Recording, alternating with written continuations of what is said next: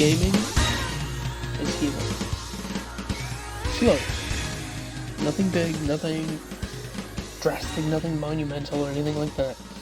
But baby steps, you know? So a few years ago, there was a game called Project Eve.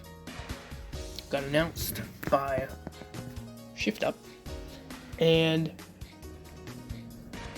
people were interested. It was like, okay, got a little teaser trailer.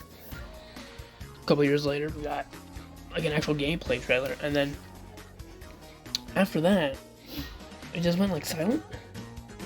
And then now, like last year, we got another trailer.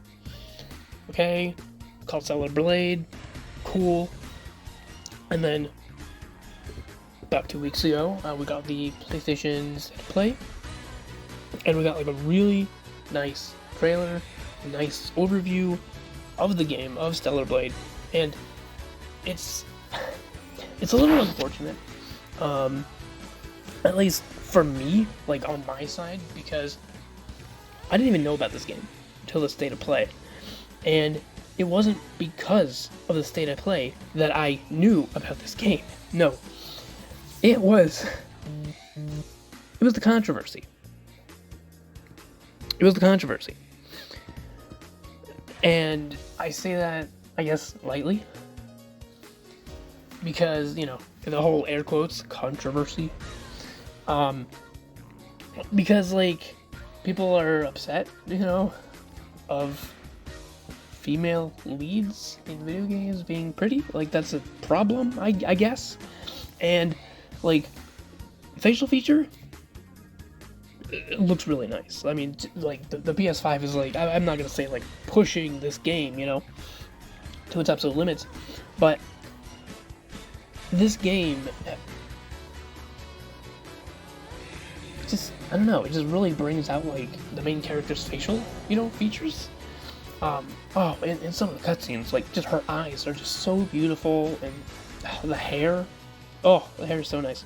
Although, some of the hair physics do seem a little off. I'm not sure if that's like an engine thing of Shift Up, who developed Nikke, Goddess Victory, which, not to ramble a bit, but Nikke about Goddess Victory is a gacha game with basically, just all girls, and it's a unique gameplay style. It's like a shooter, like a cover-based shooter, and that's cool.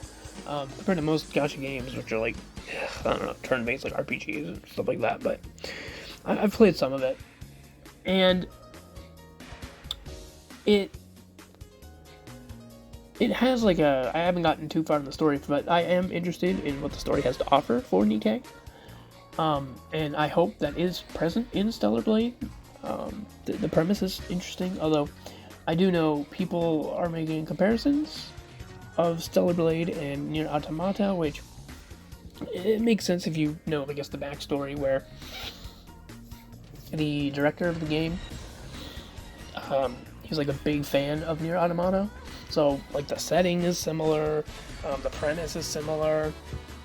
You have a main female lead in a hack-and-slash environment, little robot floating buddy, it's all cool.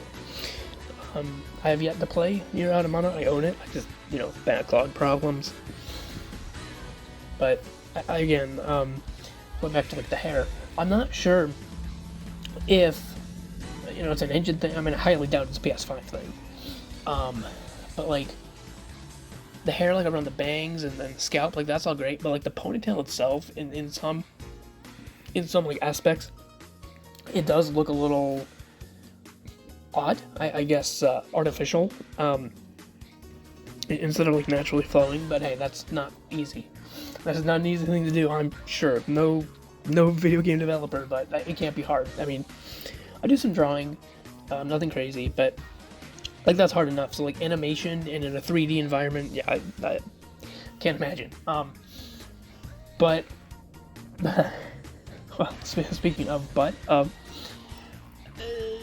the controversy, again, quote unquote, it had, a vocal minority, of course it usually is, that, like, again, main character's face.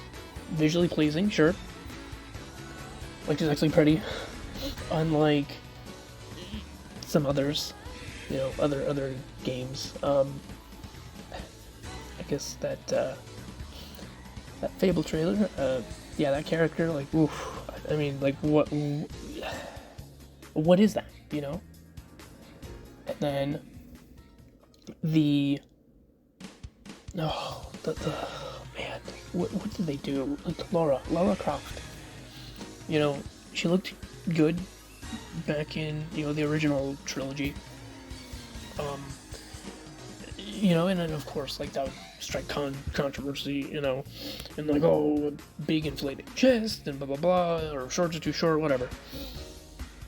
But like, and then you got like the modern, like the reboot games, which I think struck a really nice balance. Like, bringing her into like the modern era, which, jeez, that was 11 years ago at this point. That's crazy. 2013, I believe, is when it released. And honestly, that game, back when I played it, Tomb Raider 2013, back when I played it, oh, I thought it was a gorgeous looking game, and I just thought, like, Lara's character model was just beautifully well done. I like, just looking at the character model, like, the hair was beautiful, face was nice, the body was, you know, good proportions, like, nothing crazy. And, you know, I thought that was great. And then, like, I just learned a couple days ago, like, they're bringing back Lara Croft. I don't know if it's Crystal Dynamics themselves, but, oh my gosh, like, she looks like a man. Like, you know, and people are trying to, people being devs, I guess. I don't know if it's devs themselves or the higher ups, but they're like, we don't want to be, I guess, sexist, right? Or we want inclusivity, right? We want inclusivity in our games. We want people to relate to the characters more, right? More average looking people, okay. But when you take a character like Lara Croft, who's just, I mean, you know, of course, in like the early, you know, PlayStation 1 days, right? Graphics aren't the best, right? PlayStation 1, N64, all that, none of that's the craziest. But, like, the modern interpretation from the reboot series, I thought was incredibly well done. Like, just, Lara looks beautiful. She looks really pretty. They spent a lot of time on that character model, and they did really well. And then, looking at this new one, this new game or series, she looks like a man. Like, you take out, like, the ponytail, that is a male facial structure. That is not a woman. Like, I'm sorry. That's like they made a 3D render, 3D model of a man and stuck it on this female body. And I just, like, what happened? Like, that is a male, that is a male jawline, you know? I don't know. And of course, like, you know, elephant in the room, the butt, right? Eve's butt in Stellar Blade. It looks very nice, you know? Like, it looks so nice. And the director, you know, went on to say, like, yeah, we spent extra time putting effort into her backside. And I'm like, you know what? Hey, good on him, because, like, he at least knows, like, yeah, you're looking at the back of the character, duh, it makes sense, you know. It might be a little sidetracky, but, like, in Dead Space, Isaac, right, he has, like, they wanted to go for, like, a more minimalist, I've never played the game, I'd like to, but I haven't, but they wanted to go for, like, a more minimalist design, with, like, the UI, so, if I'm not mistaken, they incorporated, like, his health pack, like, into his back, into his, like, his suit, and I'm like, that's really cool, right? I love that attention to detail. Like, they're like, oh yeah, let's make the character himself, like, the health bar. Like, that's really cool, that's really smart, you know? It's a very smart way of going about things, to not just have a health bar floating in the, you know, top right corner. But I don't know, I appreciate it. I mean, sure, yes, I'm a, straight guy, whatever. But I really do appreciate, like, yeah, the devs are like, yeah, you're gonna be looking at this character's, back all day. Let's make it look really nice. Let's put extra effort and detail into it, and that's awesome. I mean, again, and not to be that guy, but like, it's more to look at, more to appreciate. But like, you do, when you think about it, it's like, yeah, they put extra effort into this. Appreciate it, laud it, celebrate. Like, that's, not trying to be like celebrate butts and booties, but like, just be proud of it. And they're proud of it. Like, they're proud of this character being pretty and beautiful, and like Asian cultures, right? With like Japanese and Korean and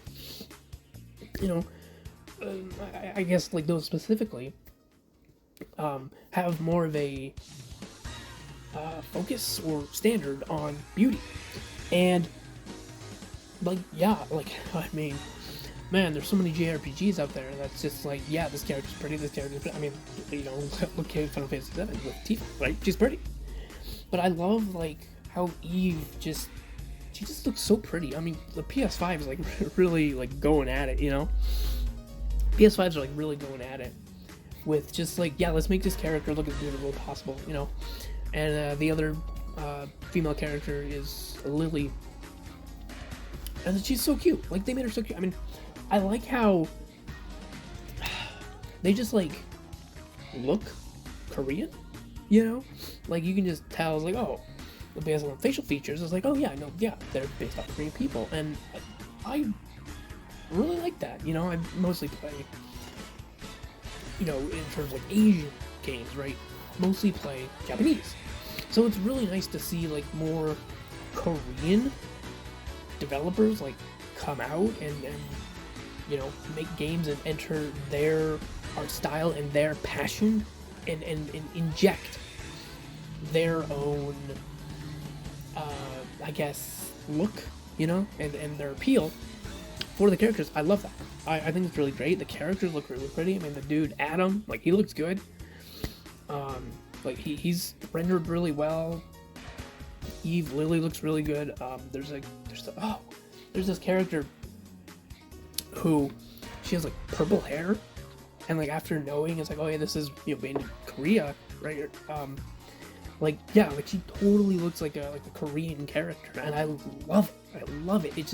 It's something different. It's something, at least to me, it's something new. I love just the characters look Korean, and then they take that I guess cultural norm, standard,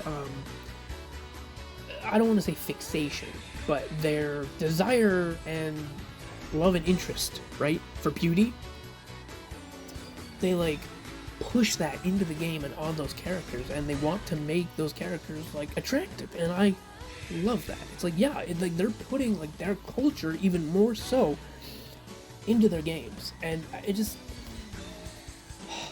just so nice. It's so refreshing, and it's gonna be like a roughly 25-30 hour hack and slash game, with, like, open world, open-ended environments, and that's really cool, because it's not like, it's not a Breath of the Wild, it's not Just Cause or anything. No crazy open world you can spend hundreds of hours in. It's just a nice short 25 hours, and you're done, and it's really nice.